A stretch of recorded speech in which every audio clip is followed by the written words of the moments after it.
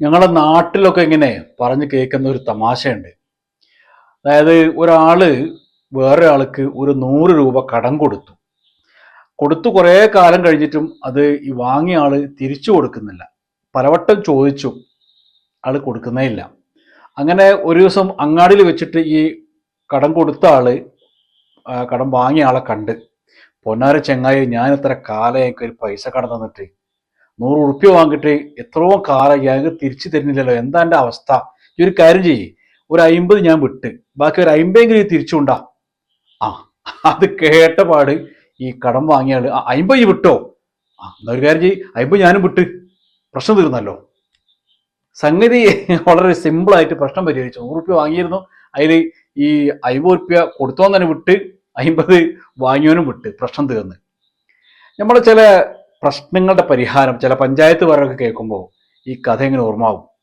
അതായത് ചില വിഷയങ്ങളിൽ 100% ഒരുത്തന് അനീതി അനുഭവിച്ചിട്ടുണ്ടാവും, 100% കുറ്റം ചെയ്തതിന് ഇപ്പുറത്തായിരിക്കും ഉണ്ടാവുക.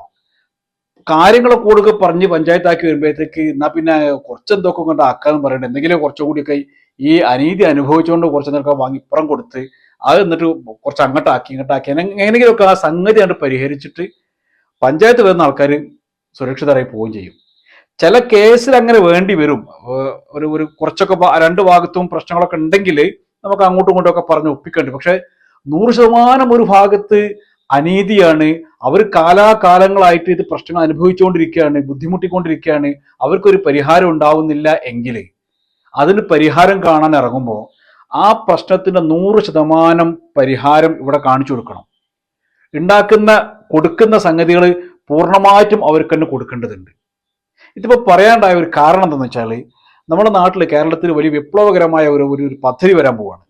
അഥവാ കേരളത്തിലെ KSRTC ബസ്സിൽ സ്ത്രീകൾക്ക് സൗജന്യ യാത്ര വളരെ നല്ല ഒരു സംഗതിയാണ് എന്നതിൽ ഒരു തർക്കവുമില്ല. UDF ഗവൺമെന്റിന്റെ ഒരു ഒരു ഒരു പ്രഖ്യാപനമായിരുന്നത്. അവര് വന്ന് ഒരു മാസം കഴിയുന്നതിന് മുന്നേ തന്നെ ഇപ്പോൾ അതിന്റെ ഉദ്ഘാടനം നടക്കാൻ പോവാണ്. വളരെ സന്തോഷമുള്ളൊരു കാര്യം.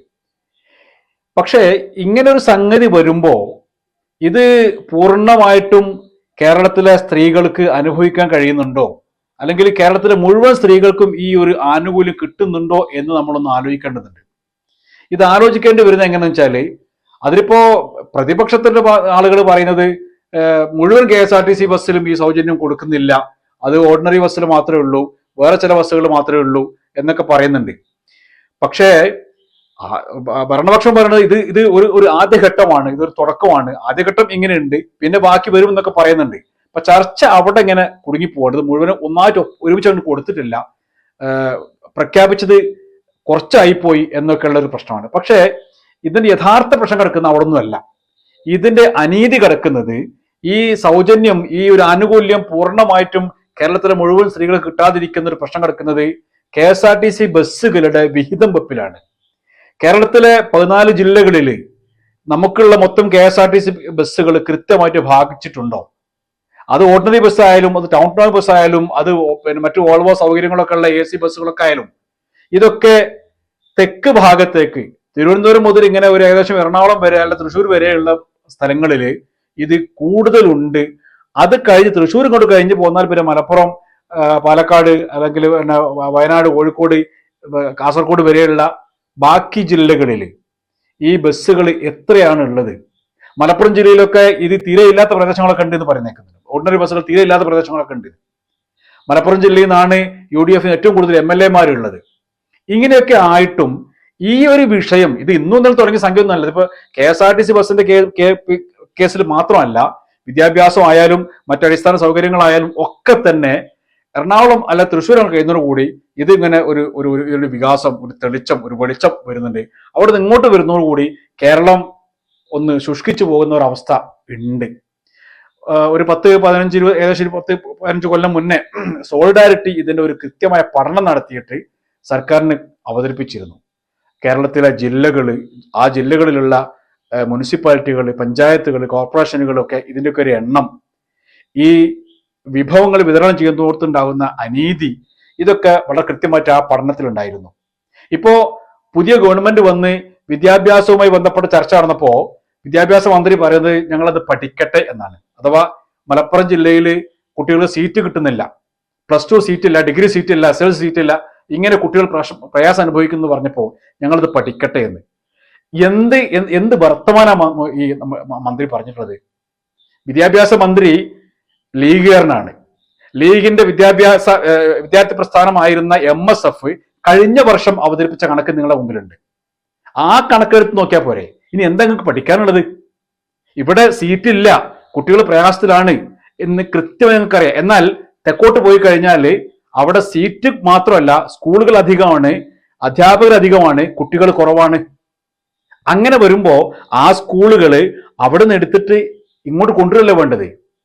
അവിടുന്ന് സ്കൂള് സീറ്റ് ഇങ്ങോട്ട് എടുക്കുമ്പോൾ അവിടെ അധ്യാപകർ അധികം ഉണ്ടാവും. ആ അധ്യാപകർ ഇങ്ങോട്ട് നിയമിക്കണം. അവർ സർക്കാർ അധ്യാപകരല്ലേ, അവർക്ക് ഇവിടെ നിയമനം കൊടുക്കി, എന്നിട്ട് അവർ ഇവിടെ ഒന്ന് പഠിപ്പിക്കട്ടെ, ഇവിടുത്തെ കുട്ടികൾ പഠിക്കട്ടെ. അപ്പൊ ഇവിടെ സ്കൂളില്ല, സീറ്റില്ല, ബിൽഡിംഗ് ഇല്ല എന്നൊക്കെ പറയും. ബിൽഡിംഗ് ഉണ്ടാക്ക്, അതിനുള്ള സംവിധാനം സർക്കാർ ഉണ്ടാക്കണമല്ലോ. ഇപ്പോ ഈ KSRTC ബസ്സിന്റെ തന്നെ രസകരമായ സംഗതി കേട്ടത്, ഗതാഗത വകുപ്പ് മന്ത്രി പറയുന്നത് ബസ്സിന്റെ കുറവുണ്ട്, അതിന് ഞങ്ങൾ ഒരു പരിഹാരം കാണുന്നത് ചില ആളുകൾ ഞങ്ങൾക്ക് ബസ് വാങ്ങിത്തരാം എന്ന്. ഒരു തമാശ കഴിഞ്ഞ ദിവസം കേട്ടത്, KMCC ഇനി അതിന് പിരിവ് നടത്തുവോ, എന്നിട്ട് ഇവിടെ ബസ് വാങ്ങിക്കൊടുക്കുവോ? എന്തൊരു വിരോധാഭാസമാണിത്. ഗവൺമെന്റ് നടപ്പിലാക്കുന്ന ഒരു പദ്ധതി, ഒരു സംവിധാനം, അതിന് ഒരു ഭാഗത്തുള്ള ആളുകൾ അതെല്ലാം സൗകര്യത്തോടു കൂടി, സൗജന്യത്തോടു കൂടി വളരെ ഈസിയായി അനുഭവിക്കുക. ബാക്കി കുറച്ച് ഇപ്പുറത്തേക്ക് വരുമ്പോൾ സർക്കാരിന്റെ സൗജന്യം, സർക്കാരിന്റെ ആനുകൂല്യം അനുഭവിക്കണമെങ്കിലും ഇവിടുത്തെ ആളുകൾ സ്വന്തം കീശയിൽ നിന്ന് പൈസ എടുത്തു കൊടുക്കണം, എന്നിട്ട് സംവിധാനങ്ങളൊക്കെ ഒരുക്കണം. ആ സംവിധാനങ്ങൾ നിങ്ങൾ സൗജന്യമായിട്ട് അനുഭവിച്ചോളൂ. ഇവിടെ വിദ്യാഭ്യാസ സ്ഥാപനങ്ങളില്ല, സ്കൂളിന് ബിൽഡിംഗ് ഇല്ല എങ്കിൽ, എന്റെ നാട്ടിലൊക്കെ ഞങ്ങളൊക്കെ അനുഭവിച്ചതാണ്, സ്കൂളിന് സ്ഥലം ഞങ്ങൾ വാങ്ങിക്കൊടുക്കണം, ബിൽഡിങ്ങിനുള്ള പൈസ ഞങ്ങൾ കൊടുക്കണം, എന്നിട്ട് ബാക്കി എന്തൊക്കെയോ ചില സംഗതികൾ പിന്നെ സർക്കാരിന്റെ പേരിൽ ഇങ്ങോട്ട് വന്നിട്ട്, എന്നിട്ടോ ഇതിന്റെ ഉദ്ഘാടനവും ഇതിന്റെ മറ്റു മാമാങ്കങ്ങളൊക്കെ മന്ത്രിമാരൊക്കെ ഒന്ന് നടത്താൻ കണ്ടാല് ഇത് മുഴുവൻ ഇവർ ചെയ്താന്ന് തോന്നിപ്പോകും. ഇത് കുറച്ച് കാലമായിട്ട് കേരളത്തിൽ നടന്നുകൊണ്ടിരിക്കുന്ന സംഗതിയാണ് ഈ ഒരു വിവേചനം, മലബാറിനോടുള്ള ഒരു വിവേചനം. ഇത് ദയവ് ചെയ്ത് ഈ ഇത് തുടക്കമാട്ടെ, വിപ്ലവകരമായ ഒരു മാറ്റം കേരളത്തിൽ, ഒരു പദ്ധതി കേരളത്തിൽ വരാൻ പോവാണ്. കേരളത്തിലെ സ്ത്രീകൾക്ക് സൗജന്യം മറ്റ് യാത്ര, KSRTC ബസ്സിൽ സൗജന്യം യാത്ര വളരെ നല്ലൊരു സംഗതിയാണ്. ഇവിടെ തുടങ്ങാം നമുക്ക്. ഈ ബസ്സുകൾ, നിങ്ങൾ ബസ് വാങ്ങാനാണ് നിൽക്കട്ടെ, ഉള്ള ബസ് ഒന്ന് വീതം വെക്ക്, മൊത്തം ജില്ലകളിലേക്ക് ഈ ബസ്സുകൾ കൃത്യമായി വീതം വെക്ക്. എന്താ ഇതിന് പ്രശ്നം കിടക്കുന്ന എവിടെയാ? തിരുവനന്തപുരത്തുകാർക്കൊക്കെ എന്താ കൊമ്പുണ്ടോ? അല്ലെങ്കിൽ തെക്കോട്ട് പോകുന്നിടത്തുള്ള കൊമ്പുണ്ടോ? അവിടെയുള്ള ആളുകളെ പോലെ തന്നെ ടാക്സ് കൊടുക്കുന്നില്ലേ ഇങ്ങേ അറ്റത്ത് വടക്കുള്ള മനുഷ്യന്മാര്? അപ്പൊ എല്ലാവരും കൊടുക്കുന്ന ടാക്സും നികുതിയും ഒക്കെ ഒന്ന് തന്നെയാണ്, പക്ഷെ അനുഭവിക്കുന്ന ആനുകൂല്യങ്ങളും സൗകര്യങ്ങളും വളരെ വ്യത്യാസപ്പെട്ടിരിക്കുന്നുണ്ട്. അതുകൊണ്ട് വളരെ അടിയന്തരമായിട്ട് ഗവൺമെന്റ് ഈ ഒരു കാര്യത്തിൽ ഒരു ശ്രദ്ധ വെക്കേണ്ടത്. അതുപോലെ പ്രതിപക്ഷത്തോട് പറയേണ്ടത്, നിങ്ങൾ അത് മുഴുവനും കൊടുത്തില്ല, അതൊക്കെ നിൽക്കട്ടെ, അത് ഒരു കൊടുക്കുമായിരിക്കും, കുറച്ച് കഴിയുമ്പോൾ കൊടുക്കും. ഇപ്പം ഓർഡിനറി ബസ്സിൽ, ടൗൺ ബസ്സിൽ കുറച്ച് ബസ്സിൽ കൊടുക്കുന്നുണ്ട്, ബാക്കി എല്ലാ ബസ്സുകളിലേക്കും അവർ കുറച്ച് കഴിയുമ്പോൾ കൊടുക്കും. അങ്ങനെയൊക്കെ തന്നെയാണ്, ഒറ്റയ്ക്ക് നടപ്പിലാക്കാൻ കഴിയില്ല. പക്ഷേ പ്രശ്നം, അതിന്റെ ബേസ് കിടക്കുന്നത് ഇത് കൃത്യമായിട്ട് വിഹിതം വെക്കുന്നില്ല എന്നുള്ളതാണ്. അതുകൊണ്ട് പ്രതിപക്ഷത്തോടും കൂടി ഒരു അപേക്ഷ ഉള്ളത്, നിങ്ങൾ അടിയന്തരമായിട്ട് സമരം ചെയ്യേണ്ടത് ഇക്കാര്യത്തിലാണ്. ബാക്കി എന്തൊക്കെയോ ചില പ്രശ്നങ്ങളൊക്കെ നടക്കുന്നത് വെറുതെ തുഴഞ്ഞു ഇങ്ങനെ പോകുന്നതിന് പകരം വളരെ പ്രത്യക്ഷത്തിൽ കാണുന്ന ഒരു സാധനം ഉണ്ട് ഇവിടെ. കേരളം കൃത്യമായിട്ട് 2 കഷ്ണമായി കിടക്കുകയാണ്. അത് ഏകദേശം എറണാകുളത്തിന് അപ്പുറത്ത് അങ്ങോട്ട് പോയി, തൃശ്ശൂരിന് അങ്ങോട്ട് പോയി കഴിഞ്ഞാലും അവിടെ നിന്ന് ഇങ്ങോട്ട് വടക്കോട്ട് വരുന്നുള്ളത്, ഇത് കൃത്യമായിട്ട് വിവേചനം നടക്കുന്നുണ്ട്. ഈ വിവേചനത്തിനുള്ള ഒരു പരിഹാരം പ്രതിപക്ഷത്തിന് ഇറങ്ങാൻ ചില പ്രയാസം ഉണ്ടാവും. കാരണം കഴിഞ്ഞ 10 കൊല്ലം അല്ല അതിന് മുന്നോ ഒക്കെ തന്നെ ഈ ഭരിച്ചവരാണ് ഇവരുടെ പരിഹാരം കണ്ടിട്ടില്ല. അത് നമുക്ക് മറക്കാം, അത് വിട്ടാലേ നമ്മളൊക്കെ എല്ലാവരും ഒരുമിച്ച് കൂടിയിട്ട് ഈ ഒരു വിഷയം സർക്കാരിന്റെ ശ്രദ്ധയിൽപ്പെടുത്തുക, സർക്കാരും ശ്രദ്ധിക്കുക, പ്രതിപക്ഷം ശ്രദ്ധിക്കുക. എന്നിട്ട് നമുക്ക് എല്ലാവരും ഒന്നായിട്ട്, കേരളത്തിലെ മുഴുവൻ മനുഷ്യന്മാരെയും ഒന്നായിട്ട് കാണാൻ. കേന്ദ്രം നമ്മളെ ഒരുപാട് അടങ്ങറാക്കുന്നുണ്ട്, അത് നമ്മൾ സഹിക്കേണ്ടി വരും. കാരണം നമ്മൾക്ക് ആ ഒരു എന്താ പറയാ, സംഘി മനസ്സ് കേരളത്തിൽ അടിയുറച്ചിട്ടില്ലാത്തതുകൊണ്ട്, വേറുറച്ചിട്ടില്ലാത്തതുകൊണ്ട് നമ്മൾ കുറച്ചു കാലം സഹിക്കേണ്ടി വരും. അതിന് പരിഹാരം നമുക്ക് വേറെ കാണാം. ഇത് ഉള്ള സാധനം, കേരളത്തിൽ നമ്മുടെ കയ്യിലുള്ള സാധനം നമുക്കൊന്ന് കൃത്യമായിട്ട് വീതം വെച്ചൂടെ?